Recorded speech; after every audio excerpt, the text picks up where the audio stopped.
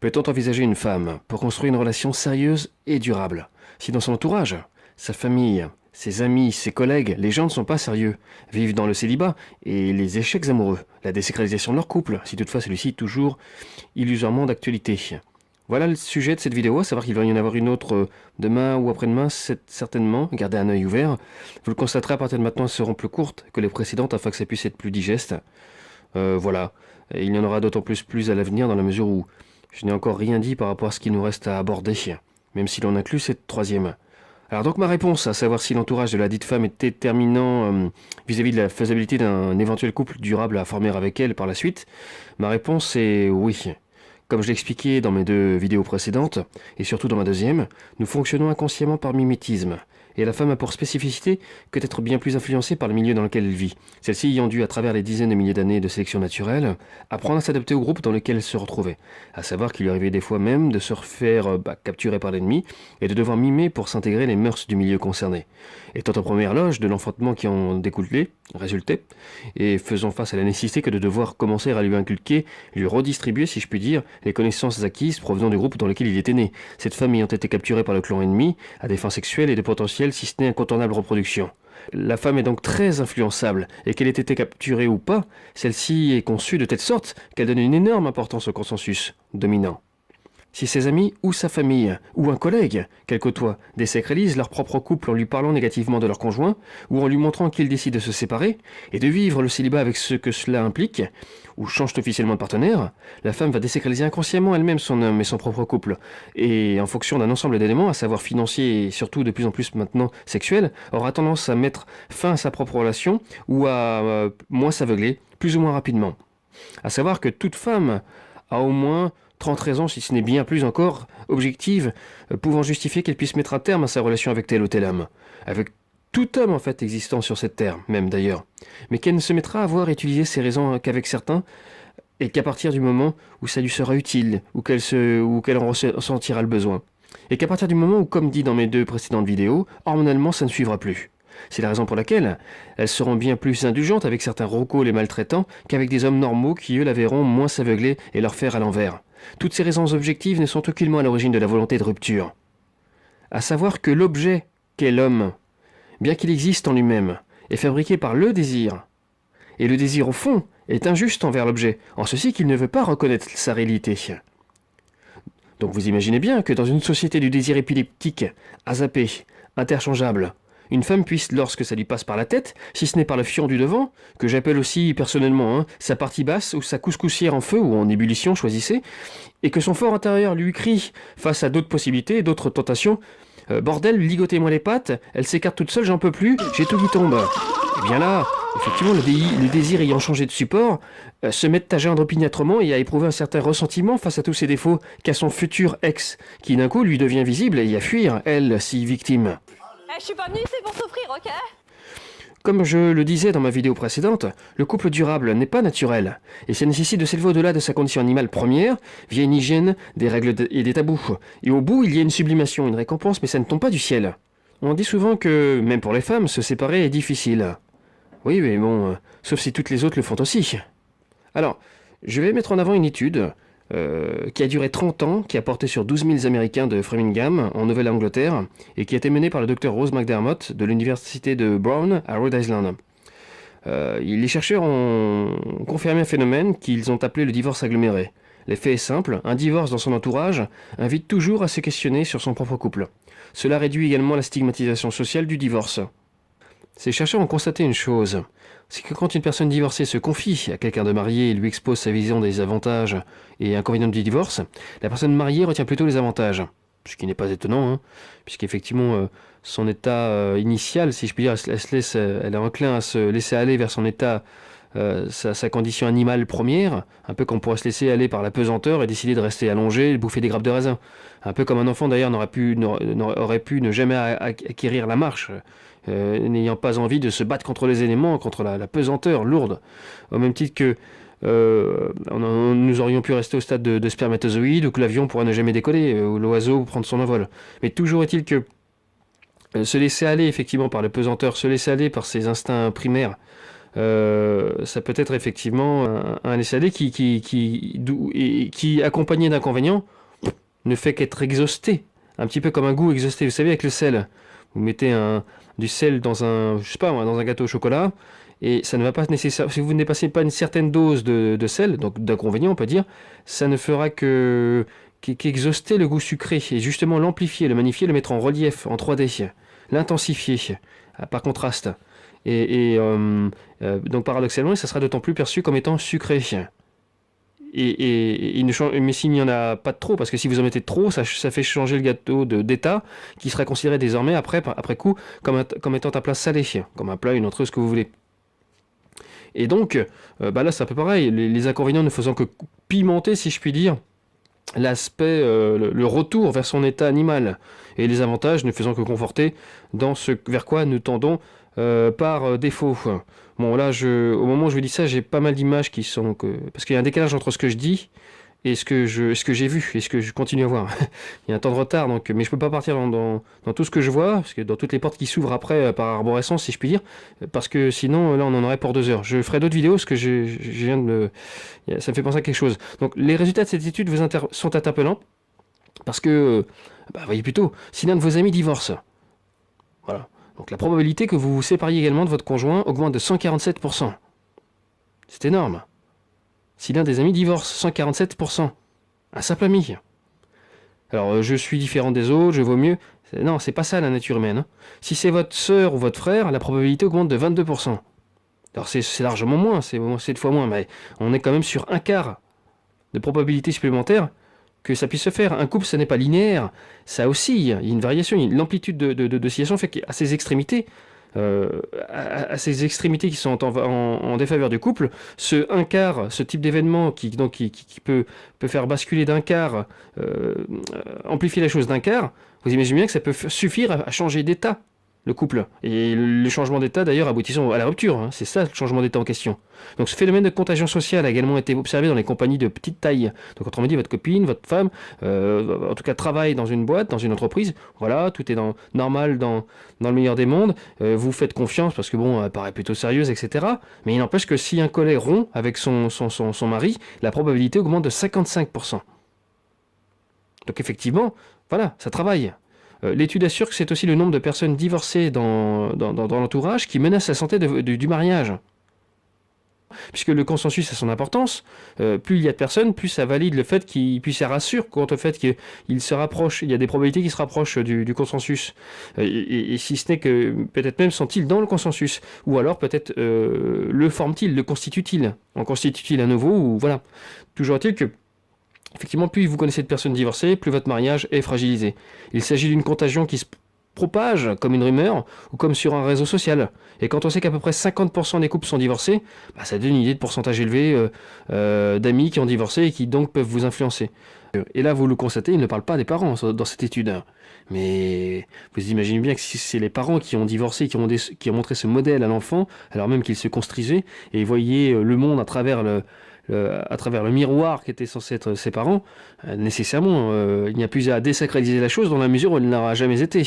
Certes, il y aura quand même cet aspect ancienne plaque tectonique des valeurs qui, de par le consensus global, qui est général, qui fait qu'il y aura toujours un petit bruit de fond qui sacralisera un tout petit peu encore le couple, même si de moins en moins sous cette forme. Mais effectivement, là, on est sur plusieurs milliers de pourcentages. On n'est plus sur du 22 ou du 100 et quelques. Ça n'a plus rien à voir. Et quand vous savez que la plupart des femmes ont vu leurs parents se séparer ou leur père être désacralisé ou autre, vous imaginez bien que ça c'est une énorme importance. Ce sont celles-ci que vous rencontrez sur Adopt-A-Mec. Ensuite, il y a le degré de séparation. Les chercheurs ont démontré que la propension d'une personne à divorcer ne dépend pas seulement de l'état civil de ses amis, mais aussi de celui des amis de ses amis.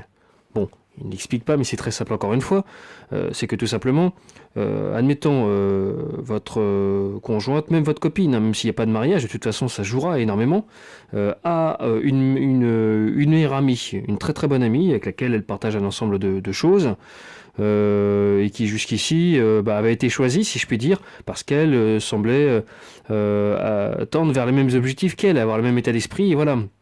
Donc votre femme, votre moitié, a baissé la garde parce que avec cette fille-là, elle se sentait effectivement dans sa bulle de sécurité avec des objectifs communs, même état d'esprit.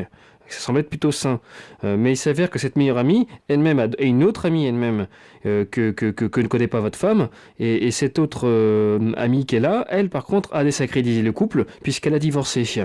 Alors elle, par capillarité, par vase communicant, elle l'a un petit peu déteint, si je puis dire, sur la meilleure amie de votre femme. Qui elle n'a pas, qui la meilleure amie de votre femme, qui n'a pas encore osé, qui n'a pas encore atteint une certaine, fait maturer la chose de telle sorte qu'elle se serait déjà séparée, mais en tout cas se retrouve à avoir désacralisé un ensemble, à une vision désacralisée du couple de manière générale, et qui même si elle n'envisage pas pour le moment de se séparer, en tout cas a une alchimie, une structuration interne qui est tout à fait bouleversée, si je puis dire, avec un ensemble de choses qui se retrouvent déverrouillées au niveau de tabous, de certitudes et de configuration. Pour cela, il n'y a pas besoin d'y aller avec un pied de biche ou avec je ne sais quoi pour forcer les verrous. Il suffit tout simplement de changer d'état la chose, de changer ne serait-ce que d'un point de vue thermique, moléculaire ou ce que vous voulez.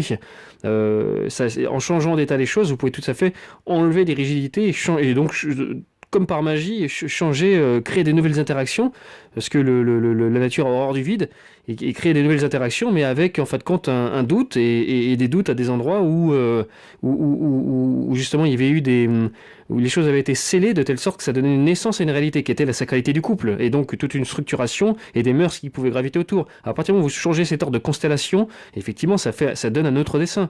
Les contrastes ne sont plus nécessairement les mêmes, il y a un déplacement qui va se faire, il y a un changement d'état. Et donc ce changement d'état qu'elle a en interne, lorsqu'elle va le communiquer à nouveau à votre femme.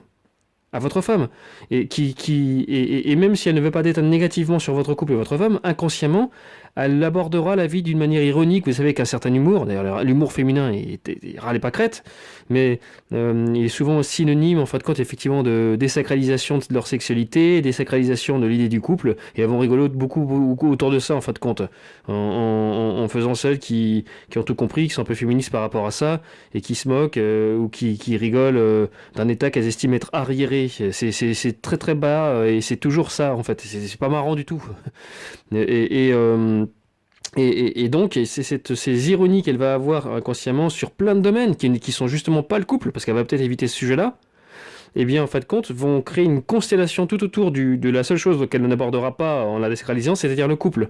Mais donc comme une empreinte dans le ciment, si tu vous laissez quelque chose dedans que vous l'enlevez après, il y aura la forme qui restera dedans, il ne restera plus qu'effectivement, mais toute la configuration autour, qui s'articule autour du sujet qui reste, c'est-à-dire le couple. Donc toutes ces autres choses qui ne sont pas le couple, étant désacralisées, dans leurs discussions entre elles, etc., elle va influencer votre femme, qui elle-même donc va se structurer à nouveau, puisqu'elle a baissé la garde, puisqu'elle est censée être en compagnie d'une personne qu'elle pense être toujours dans la sacralité. Et bien va se retrouver à avoir à interagir avec la notion qu'elle a du couple, qui au fur et à mesure va le travailler, etc. Et avec les hauts et bas, les situations dont je parlais tout à l'heure il y a quelques instants, effectivement, ça va travailler. D'autant plus que si son amie, sa meilleure amie, n'est pas encore divorcée, c'est qu'elle n'est pas encore prête à le faire. Elle n'en a pas encore le courage, ou ceci ou cela. Si bien que quand une amie, en général, n'a pas le courage de faire quelque chose, souvent, inconsciemment, elle coach, si je puis dire, sans même s'en rendre compte, elle incite l'autre à essayer de le faire à sa place.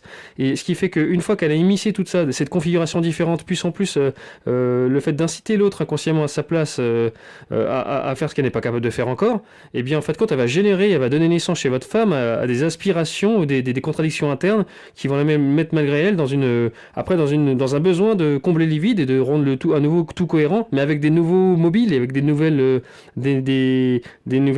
choses qui s'y ajoutent, des aspirations, si bien que elle-même n'étant pas prête, votre femme à passer à l'acte non plus, elle va apparaître comme une partie de ping-pong, renvoyer la balle à son ami, et au fur et à mesure, elles vont monter, comme une sorte de... Elles vont remonter les échelons, elles vont se rapprocher de plus en plus de cette échéance qui consistera à pouvoir enfin se séparer.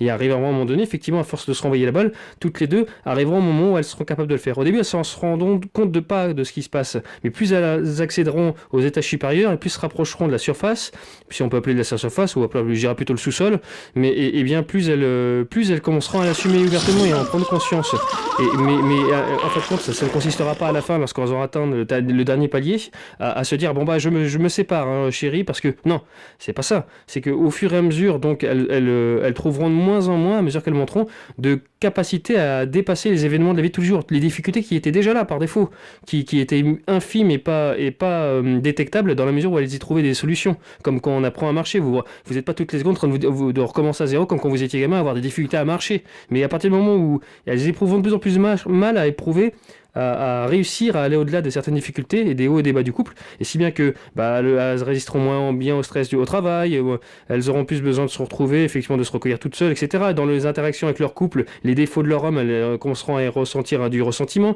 et à avoir objectivement ce qui était déjà présent pourtant, soit qu'elles magnifiaient en trouvant justement que ça faisait son charme, soit en se mettant tout d'un coup à le voir alors qu'auparavant elle s'aveuglait.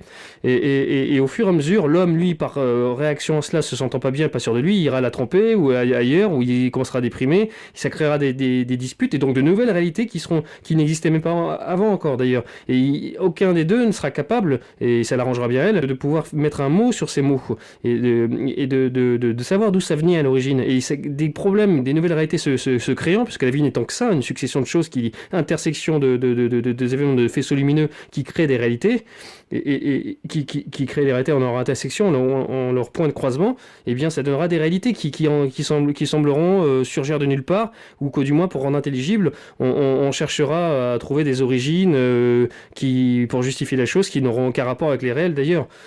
Pour justifier la séparation. Et à la fin, ça aboutira à la séparation, puisqu'elle aura suffisamment d'éléments et de choses pour pouvoir ressentir pour pouvoir justifier ses ressentiments et justifier que le fait qu'il y a des choses qui ne vont pas chez lui, s'il toutefois n'est pas partie de lui-même. Voilà comment ça se fera. Bon, là, je suis encore un petit peu écarté de l'étude, et encore une fois, là, pareil, je vois plein d'autres choses, bien plus que ce que je viens de dire, mais voilà, j'ai pas le temps. Effectivement, donc, cependant, effectivement, plus le lien de proximité est fort, c'est ce que donc, si on revient sur l'étude, avec le divorcé, plus les chances sont grandes que la personne va aussi connaître une rupture. Voilà, à partir de 3 degrés de séparation, paraît-il, les amis, les faits disparaîtraient. Bon, rien de plus à peu près logique. Après, les enfants constituent-ils une bonne barrière de protection contre le fait de rompre ou non avec son conjoint ? Affirmatif, selon le résultat également de l'enquête, dans le sens où ils réduisent l'influence des personnes divorcées, mais dans cette optique, la protection offerte ne serait donc qu'indirecte. Bon, ça aussi, ça paraît à peu près compréhensible, dans la mesure où les enfants ne pourront pas effectivement empêcher une femme dont le corps mort ne pourrait être réactivé qu'à travers son vagin vicié, par un Rocco qui hante ses souvenirs, la poussant à être frustré dans le présent, et donc ce Rocco qui fera office de défibrillateur, voilà, pour réactiver son cœur mort. Là, effectivement, les enfants ne pourraient rien faire, d'autant plus dans le monde dans lequel on est, avec la surexposition, etc. Et d'autant plus si, en plus, dans l'entourage, il y a des gens qui se séparent, etc., qui désacralisent la chose, qui la rendent possible, inconsciemment, et après dans les faits. Mais par contre, si à ce niveau-là tout va bien, etc., et qu'en plus il y a des enfants, là les personnes extérieures ne suffiront pas. Mais il faudrait vraiment que, donc ça veut dire qu'il faudrait qu'elle ait connu vierge son homme, elle a connu en étant vierge, ou qu'alors elle soit tombée sur un handicapé de la. Enfin bon, avant, mais là c'est quand même assez particulier, hein, parce que de toute façon inconsciemment il y a toujours le premier amour. J'en parlerai dans une autre vidéo. Toujours est-il que cette protection dans cette optique-là est indirecte, mais c'est les enfants qui font que dans ce cas-là, et le fait que le couple, il y a certains fondamentaux dont je parle dans mes différentes vidéos qui sont là. Et les 3 chercheurs vont même plus loin, donc plus le couple a d'enfants, moins il subit l'influence de ses pères. Ainsi, à partir du 5e enfant, que le couple ait ou non dans son entourage des personnes divorcées n'aurait plus d'importance. Voilà les résultats de cette étude. Bon, je sors du cadre de cette étude pour revenir vers mon analyse, même si toutefois nous ne l'avions pas réellement quitté. Parce que j'ai un exemple là, d'autant plus qui me vient en tête. Vous avez certainement déjà entendu de la part d'une femme qu'elle a une amie, avec laquelle c'est très très fusionnel. D'ailleurs, c'est de plus en plus courant aujourd'hui, vous savez, ces fameuses amies avec lesquelles c'est très très fusionnel. On est dans la disproportion. C'est lié, comme je le disais dans ma dernière vidéo, la seconde, au manque de repères paternels, au manque d'autorité dans l'enfance, qui fait qu'elles ne peuvent plus après supporter les vides. Donc pour pouvoir les combler, ces vides, se mettre dans la clope, dans le cumul de recherches intenses sexuelles, dans les boîtes de nuit, et dans dans les séries télé, dans tout ce qui pourra effectivement leur permettre de les combler, de ne pas avoir le vertige.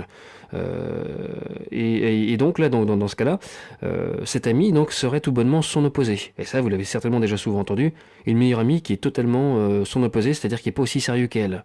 En effet, cette femme que vous venez de rencontrer vous a certainement dit qu'elle était hyper clean, sérieuse et tout. Mais que sa copine était tout le contraire, tel que vous l'aviez remarqué d'ailleurs, vous faisant douter du sérieux de votre propre copine à vous que vous veniez de rencontrer. Et donc cette fameuse meilleure amie s'envoie soit en l'air avec X hommes dans le cadre de son célibat, soit se comporte mal dans le cadre de son couple, donc le désacralise, et dans certains cas même se dispute souvent avec celui-ci, tout en se sentant obligé donc autorisé, même obligé que d'en parler à tout le monde. Voyez-vous, c'est presque obligatoire, parce qu'il faut à tout prix s'en remettre à quelqu'un, etc. Elle peut pas elle est obligée d'avoir une béquille. Toujours est-il que cette fameuse super copine serait donc soi-disant tout son opposé, et que celle que vous envisagez se vante de passer son temps à tenter de calmer sa meilleure amie. Et que justement, donc, ça serait que cette meilleure amie ne l'influencerait en rien de celle-ci de négativement, dans la mesure où la raison de leur amitié, ou que du moins l'une des raisons fondamentales, et que déjà cette fameuse copine n'aurait pas que des côtés sombres. Alors ça, vous l'entendez des fois, effectivement, elle n'a pas que des côtés sombres, et qu'elle a toujours été là pour elle quand ça allait mal. Alors ça, c'est le truc qui revient tout le temps. Et que de plus, elle n'a jamais été influencée négativement par celle-ci, puisque continuons encore à tenter de la raisonner et la s'agir quelquefois. Voilà. Donc si vous avez entendu ça, et Dieu sait ce que c'est courant, eh bien prenez vos jambes à votre cou, cela signifie qu'en fait celle que vous envisagez, déjà elle ment certainement sur son passé, son vrai passif, peut-être même à sa copine, mais surtout qu'elle a envie, cette fameuse copine d'info déglinguée, d'assumer ouvertement d'être une pute et de sembler pas trop le mal le vivre.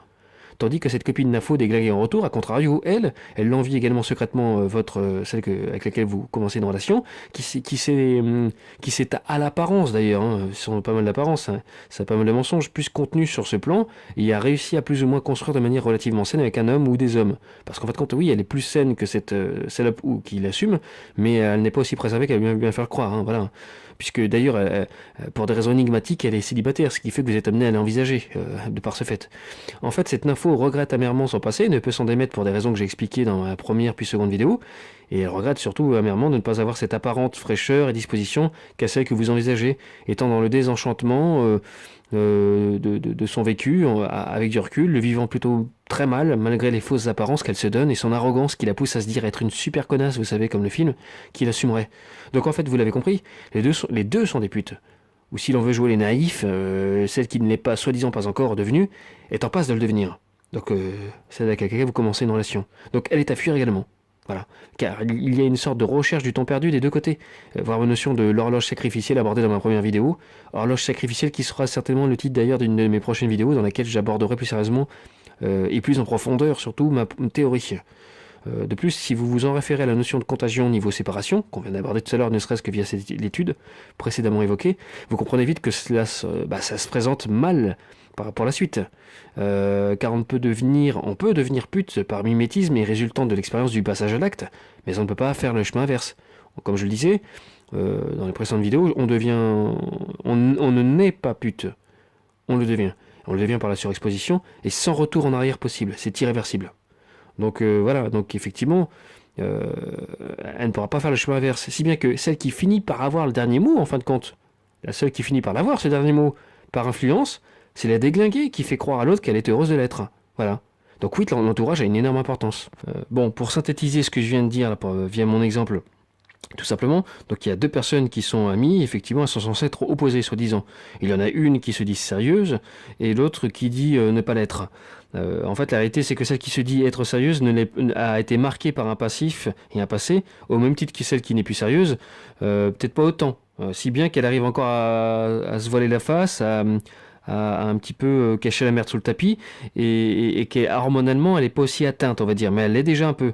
Si bien elle a des démons intérieurs, comme son interlocutrice, hein, qui se dit salope assumée et connasse assumée, et au lieu de, comme elle est incapable de pouvoir, parce on est salope, on ne naît pas au monde en étant salope, on le devient par la surexposition. Et donc, comme elle n'est pas capable de faire marche arrière totalement, que ça l'habite, malgré qu'elle arrive à avoir comme des relations qualitativement meilleures que l'autre, mais comme c'est pas complet, c'est pas entier, si je puis dire, et bien elle fait une projection sur l'autre, puisqu'elle est incapable de régler ses propres démons, en essayant de régler, en se mêlant des oignons de l'autre, en essayant de l'assagir, l'autre, qui se dit assumer, soi-disant, son truc, alors qu'elle est triste, l'autre, elle n'est pas si heureuse que ça.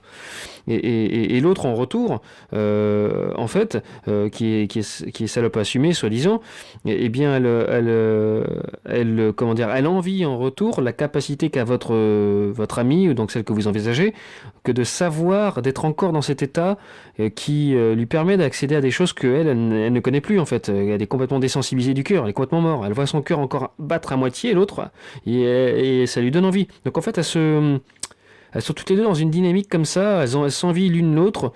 Il y en a une qui essaie de rendre l'autre plus sérieuse, parce qu'elle est incapable elle sait bien qu'elle tend vers l'autre, en fait, et qu'elle peut rien y faire. Et puis l'autre, elle aimerait pouvoir, contrairement à ce qu'elle dit, redevenir comme la première, c'est-à-dire celle que vous envisagez, mais elle est strictement incapable de le faire, et donc elle dit qu'elle assume les choses tout à fait ouvertement, et inconsciemment, en fait, ça l'arrangerait bien même d'ailleurs, que celle que vous envisagez, finisse par devenir totalement comme elle. Et c'est ce qui va finir par arriver, comme j'ai dit précédemment, et parce qu'en fin de compte, plus on est à être malheureux, des fois, il faut croire que pour certains, eh bien, mieux on se sent. Hein, la douleur est partagée. C'est le fameux consensus dont je parlais tout à l'heure. C'est-à-dire que plus il y a de personnes qui pratiquent une chose, moins on le vit le mal.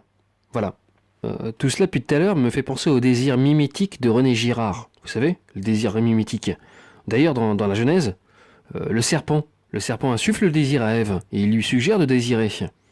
Par conséquent, le désir d'Ève pour la pomme, l'objet, le fruit de cet arbre défendu, en soi, ce désir n'est pas spontané. Et le désir d'Adam n'est pas spontané non plus, puisque c'est Ève qui le lui communique. Il y a donc au départ de tout ça une chaîne bien spécifique de désirs mimétiques, le désir ne venant jamais du sujet.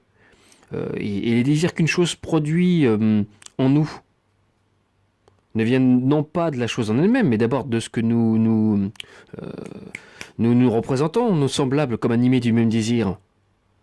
Et d'ailleurs, Spinoza dit que ce n'est pas parce qu'une chose est bonne que nous la désirons, mais parce que nous la désirons qu'elle est bonne. Et on désire effectivement ce qui, dans un consensus, est communément désiré. L'objet, ça m'y fait penser. Je vous parlais dans mes 2 premières vidéos effectivement de la nécessité que de ne pas gâcher, de ne pas chercher à accumuler les femmes. Sauf voilà, à ce moment-là, tu vas dans une maison close. Quoique de nos jours, elles sont la plupart déjà gâchées. C'est devenu des cons. Donc à la limite, tu vas pas gâcher grand-chose en allant coucher avec elles. Mais toutes celles qui sont à peu près préservées, qui le sont, il faut surtout pas y toucher si tu ne veux pas t'engager et tu n'es pas capable de le faire. Dans la mesure où il n'y a qu'une femme pour un homme et déjà qu'il n'en reste pratiquement plus.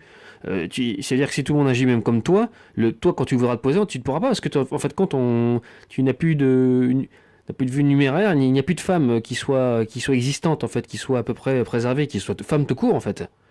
Donc l'objet existe effectivement, mais les gens qui se le disputent vont le dévorer, le déchirer. Comme le dit ces petites histoires de Baudelaire, vous savez, qui voient 2 enfants se disputer le morceau de pain qu'il leur a donné, ce pain se détruisant entre leurs mains, alors finalement ils n'ont rien. Hein ? Donc la réalité mimétique détruit son objet. La réalité mimétique détruit son objet. Voilà. Alors vous pourriez vous dire, mais de toute façon, l'amour, c'est quoi? C'est hormonal, comme tu l'as dit, Xavier, voilà. Non mais, Stendhal, Proust, mais aussi Flaubert mettent en évidence effectivement le caractère illusoire de l'amour qu'on croit porter à l'autre, déconstruisant donc par ce fait l'illusion que l'on aurait d'aimer quelqu'un pour lui-même, en rappelant qu'en définitive, c'est nous-mêmes que nous aimons à travers l'autre, que nous aimons véritablement. Mais ce qu'il faudrait peut-être pas oublier, c'est que l'objet du désir, et il y avait eu religion et un ensemble de choses c'était pas pour rien, c'est que l'objet du désir n'est pas forcément quelqu'un qui est à côté de nous, à la base. C'est peut-être un héros, une idée, un idéal, une représentation. L'amour, pour moi, c'est d'être touché par la qualité de l'aspiration fondamentale qu'a l'autre, de l'attente qu'elle a de l'existence, de telle sorte que l'on voudrait tout faire pour pouvoir la combler, la colmater. Mais quand vous savez qu'une femme tombe amoureuse, non pas de ce qu'elle dit vouloir, et de ce à quoi elle aspire d'un point de vue idéal, moral, mais plutôt de ce qu'elle ressent, et vous savez bien ce que ça veut dire, de ce qu'elle ressent, et qu'elle voudrait donc que l'on ne s'octroie pas le droit de pouvoir et savoir expliquer, à savoir découlant de ses hormones et de choses peu valorisantes ou esthétiques, hein, morales, juste, vous comprenez qu'il est suicidaire que de s'en référer, qu'il ne peut y avoir que noyade dans un mirage n'aboutissant qu'à la souffrance et l'humiliation, en vain. Hein. Donc quand vous entendez dire merci qui par certains sites porno dont je ne donnerai pas le nom, dont tous les youtubeurs font la promotion comme par magie, faisant que désormais de plus en plus de femmes se sont mises à être accros à cette immondice après avoir été contaminées, vous ne pouvez que comprendre que l'on a à travers cette injonction, merci qui a toujours été jusqu'ici destiné à bien éduquer, structurer sainement les enfants via un consensus commun, une charte s'étant cristallisée en identité et tradition, se retrouvant complètement détournés désormais aux antipodes de ce qu'il invitait à désirer jusqu'ici, ordonnant désormais l'orgie collective, l'humiliation, la loi de l'inceste, du viol, de la plus grosse bite, du cocufiage, de la tromperie, j'en passe, se donnant des faux airs de bon enfant et usant de l'injonction paradoxale merci qui n'est mené en fin de compte qu'à ce que nous vivons aujourd'hui et à l'atomisation de la famille et la soumission de la majorité des couples à l'obsolescence programmée. Donc pour aboutir même à un président s'appelant Macron, qui lorsqu'il était adolescent, baisait sa prof de classe, qui elle était adulte, puisqu'ayant 30 ans de plus que lui, mine de rien, ayant déjà des enfants, un mari qui accueillait le gentil petit Macron chez lui, dans sa petite maison, dans sa propre maison, laissant l'occasion à ce gamin, lorsqu'il s'absentait de pouvoir défoncer sa femme à quatre pattes dans toutes les pièces de celle-ci, sous son propre toit et dans son dos.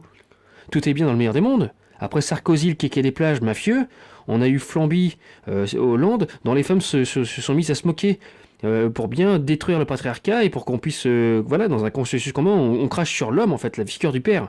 Puis on enchaîne par Macron, le fruit de la pédophilie, du cocufiage, de l'humiliation, de la destruction de la famille. Macron devenant même le père des enfants qui ont vu leur mère tromper leur père biologique, avec un gamin fier de ses exploits, et finissant président de tous en conclusion de ça. Donc, avec la première dame de France, maintenant, la plus envahissante qu'il existait. Je vais faire une parenthèse avant de finaliser cette vidéo pour remercier un youtubeur faisant partie du mouvement des MGTOW qui a parlé de ma chaîne il y a quelques jours. C'est Joachim Brasseur. Joachim Brasseur que j'ai découvert il y a peu moins d'un mois maintenant, en même temps que le mouvement MGTOW. Et donc je le remercie pour cela et je précise donc que sa spécificité à lui, c'est qu'il fait plusieurs vidéos par jour. C'est-à-dire 2, 3, 4. Je n'ai pas pu vérifier ces derniers jours parce que je n'ai pas eu une seconde pour moi et que j'ai même eu du mal à dégager du temps pour faire cette vidéo-là. Bien que je vous rassure, il y en aura plus à l'avenir, il y en aura qui vont de 5 à 15 minutes là dans les jours qui viennent. Peut-être y en aura-t-il 3 dans la semaine. Donc voilà. Mais bon, pour en revenir à ce que je disais, je remercie Joachim Brasseur. Donc lui, il a plus de 700 vidéos à son actif. Il en fait donc plusieurs par jour. Et ce qu'il dit d'ailleurs est souvent pertinent, tout à fait pertinent dans ce qu'il dit lorsqu'il décrit un petit peu le fonctionnement des femmes voilà, qui veulent vous la faire à l'envers.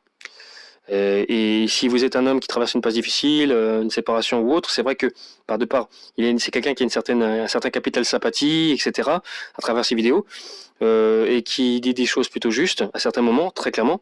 Eh bien, bah voilà, ça peut vous être vraiment utile que d'avoir des piqûres de rappel et cette présence-là.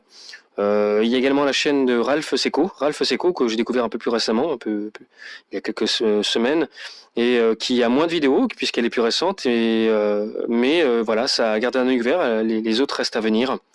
Je mets le lien des 2 youtubeurs concernés sous ma vidéo, certainement que la plupart d'entre vous le connaissent déjà tout de suite, mais ceux qui seront amenés à voir mes vidéos à l'avenir pourront les découvrir. N'hésitez pas à vous abonner à leur chaîne. Pour ce qui est de Joachim Brasseur, nous ne sommes pas dans une contradiction tous les deux. Nous rentrons pas vraiment en contradiction. Je pense après la même chose. Je valide tout à fait ce qu'il a compris des femmes, absolument. C'est juste qu'arrive à un moment donné, au niveau de la solution à y apporter, lui il va se focaliser et plus sur la partie ne plus compter sur les femmes. Voilà, en tant qu'homme. Et s'émanciper de cette vision que l'on a là, sachant que c'est plus réalisable le couple durable dans le monde dans lequel on est, vu ce que sont devenues les femmes. Donc pour que les hommes puissent mieux vivre leur vie et s'accomplir eux-mêmes pour ce qu'ils sont, et à leur plein potentiel, qu'effectivement qu'ils s'émancipent de la femme et qu'ils se fassent aussi moins avoir par certaines entourgroupes. Ça, c'est tout à fait pratique pour ça. Effectivement. Par contre, et je partage tout à fait, je vais lire ce qu'il dit. Ça rejoint tout à fait ce que je pense. Par contre, là où il y a des choses très très astucieuses dans ce qu'il dit, il y a des choses qui montrent qu'il c'est quelqu'un qui est loin d'être bête. Malgré qu'il aborde les choses simplement au premier abord, ça peut être très trompeur. C'est pour ça qu'il faut voir les plusieurs vidéos pour se faire un avis. Et j'en ai vu 12-13 en tout. Voilà. J'en verrai d'autres à l'avenir d'ailleurs dès que j'ai un peu plus de temps pour moi. Mais là où effectivement moi où j'aborde une autre dimension si je puis dire, c'est qu'il suffit de voir le nom de ma chaîne. Je suis la chaîne Xavier School. Xavier, c'est donc mon prénom, c'est mon prénom tout simplement, et School, ça fait allusion un petit peu aux X-Men. Bon, comme ça peut être un peu marrant, mais je fais allusion effectivement à l'école du professeur Xavier, dans la mesure où celui-ci sait détecter les potentiels en chaque personne, et surtout dans certains, il sait de quoi est capable l'humain dans certains cas. Et il y a des choses dont étaient capables les femmes fut un temps, et qui auraient pu être encore plus poussées et magnifiées et évoluées, et améliorées, que moi je ne veux pas, sur lesquelles je ne veux pas tirer un trait. On va nous effacer tout ça de notre mémoire collective. Moi je veux le rappeler et donner la possibilité de sauver les quelques femmes qui peuvent être sauvées. Moi je les appelle les bébés Joconde, voilà. On va dire les bébés Joconde, ces trucs tout purs, et c'est comme un tableau rare, ça fait penser à la Vierge Marie, mais c'est pas non plus religieux pour autant. Là, voilà, c'est le tableau unique qui est rare et qu'il faut préserver. Voilà, il faut remettre à leur place, leur faire descendre de leur piédestal la plupart des femmes, et je le ferai clairement dans mes vidéos à venir, mais tout en valorisant et en sacralisant celle qui serait encore l'idée que vous avez de la femme. Voilà. Comme ça, on ne pourra pas vous dire, d'autant plus à vous, parce que je vois que c'est souvent ce qu'on dit, ce qu'on critique, ce qu'on reproche aux mythos, de ne pas aimer les femmes. Non, justement, c'est parce que vous les aimez. C'est parce que vous aimez la femme que vous n'aimez pas celles qui sont aujourd'hui la plupart que l'on voit, ce que sont devenues la plupart, qui n'a strictement rien à voir avec des femmes. Voilà.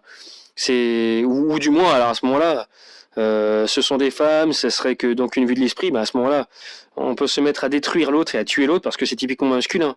Et donc, ce n'est pas qu'une vue de l'esprit, c'est ce qu'il y a du bon, il y a du mauvais dans chaque personne.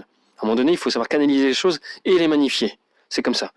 Et donc, le Xavier School, c'est en anglais, donc c'est un peu chiant, effectivement. Peut-être serais-je amené à changer le nom de ma chaîne. Vous verrez que donc il y aura beaucoup de virulence dans mes propos, et ça pourrait être bien plus dur encore que ce que vous avez entendu, mais ça aboutira à quelque chose de bien plus pacifique que ce que vous avez entendu jusqu'à maintenant, quand même par la suite. Dans la mesure où, après avoir dit les choses, non pas parce qu'on est mauvais en soi, mais parce qu'on ne fait qu'être un miroir de la réalité et pour la montrer telle qu'elle est, telle qu'elle est violente et merdique, il arrive un moment donné où, pour avoir perçu ces choses et pour prétendre pouvoir y apporter des solutions, il faut quand même avoir une certaine sagesse et une certaine capacité. Et c'est là que je montrerai ces choses-là, afin de proposer des solutions et en excluant personne. Voilà. Alors, bien sûr, les solutions ne seront pas les mêmes pour tout le monde. Si en fonction de si tu es gâché ou pas en tant que femme, elles ne seront pas les mêmes en tant que tout le monde. Ça sera des solutions. Je pense que vous ne pouvez pas vous douter de ce dont je parlerai. Donc je vais éviter de l'aborder maintenant, il faut que j'aille petit à petit. Il y a beaucoup de choses à déblayer, hein. On n'a même pas commencé le début du début d'une introduction en fait. Il y a du potentiel. Voilà. Donc oui, Joachim Brasseur, abonnez-vous à sa chaîne. Ralph Seco également. Et puis voilà, messieurs, dames. Hein. Donc voilà, les choses font que si tu es une femme et que tu dis vouloir accéder au couple durable, tu dois couper toute relation avec des amis qui seraient pas sérieux. Célibataire, elle est en boîte de nuit, n'étant pas préservée. Se disant mécontents de leur couple, désacralisant leur homme. Le rôle d'une femme consiste y compris à préserver la réputation de son homme. Sinon, ça n'est qu'une pute. J'ose encore une fois le terme. Et j'expliquerai d'ailleurs plus en détail pourquoi dans d'autres vidéos. Parce que là c'est dit, mais ça s'explique dans le détail. On ne n'est pas pute, on le devient. Par la surexposition, par l'abus de défiance contre ses propres limites. C'est ne pas tenir compte de sa propre psychologie souterraine que de faire abstraction de tout ça. Star Wars explique que la femme est désormais l'héroïne, et qu'elle a la toute-puissance instantanée et sans effort, qu'on peut faire abstraction de la réalité, qu'on peut s'en affranchir. Mais arrête de regarder la télé. Elle fait de toi une PUTE, si ce n'est déjà fait. D'autant plus le désir mimétique dont je parlais tout à l'heure. Tu imagines bien que la télé y fait appel de manière exponentielle et intrusive. L'inconscient, tu ne le contrôles pas. Ne pas être une pute, c'est avoir conscience des limites universelles. Des limites universelles qui sont donc également les siennes, y compris par une hygiène, des règles, un encadrement. Sans ça, tout n'est qu'un éternel renouvellement de l'illusion. Et plus le temps passe, plus le rivage t'emporte, loin, très loin, malgré toi. Et à cause de toi. Du couple monogame durable. Je le répète, on ne naît pas salope, on le devient, et de manière irréversible, dès que l'expérience du cumul des partenaires a eu lieu chez une femme. Si tu es une femme, fais part de ce qui t'est dit dans cette vidéo, à tes congénères préservés et non préservés, pour que les préservés finissent par être le maximum, même si elles sont minoritaires maintenant, à recevoir le message, avant qu'il ne soit trop tard pour elles. Voilà. Et si tu es un homme, eh bien j'espère que cette nouvelle vidéo t'a été également utile. Bon voilà, le message doit passer. Il faut instaurer un nouveau paradigme pour faire contrepoids à celui qui va de plus en plus nous écraser. Hein. Donc quitte à créer un microcosme qu'il faudra défendre, et la remontée capillaire pourra toujours aboutir. Il faut juste que le relais se fasse, que la transmission horizontale soit assurée, et en cela tu es nécessaire, tu es indispensable. La verticalité peut toujours finir peut-être par émerger. À bientôt.